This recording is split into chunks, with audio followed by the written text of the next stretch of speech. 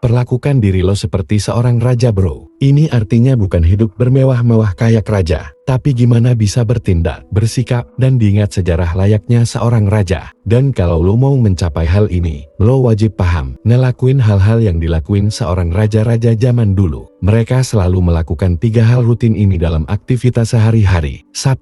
Belajar. Yang ngebedain raja dengan rakyat jelata di zaman dulu adalah raja bisa baca tulis. Rakyat jelata, banyak yang nggak bisa. Para raja juga rajin belajar karya sastra, sejarah raja-raja pendahulunya, politik dan ilmu perang. Mereka belajar dari guru-guru terbaik yang didatangkan dari seluruh dunia. Jadi kalau lo mau jadi seorang raja bro, lo wajib punya pengetahuan yang gak dipunyai kebanyakan cowok lain. Lo wajib punya waktu belajar khusus setiap hari, gak perlu lama. Yang penting lo bisa fokus dan gak terganggu aktivitas lain.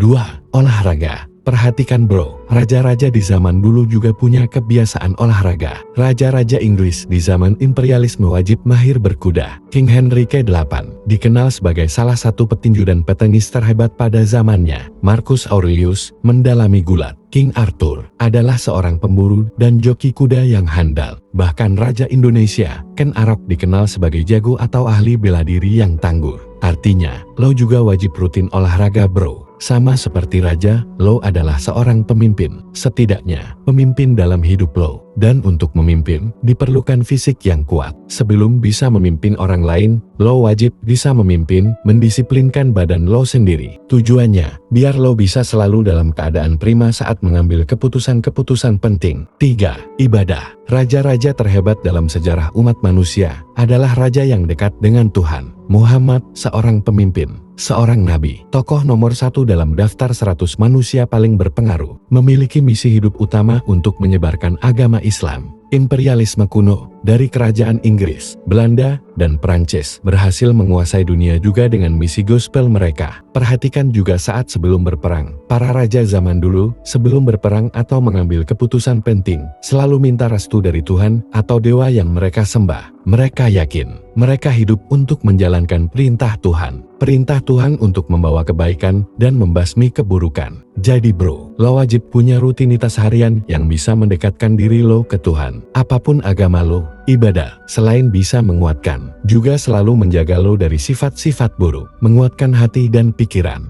Kesimpulannya bro, kalau lo mau hidup seperti seorang raja, lo wajib menjalankan hal-hal yang dilakukan oleh raja-raja terhebat di sepanjang sejarah umat manusia. Jadikan ini sebagai bagian dari aktivitas harian lo. Semoga bermanfaat.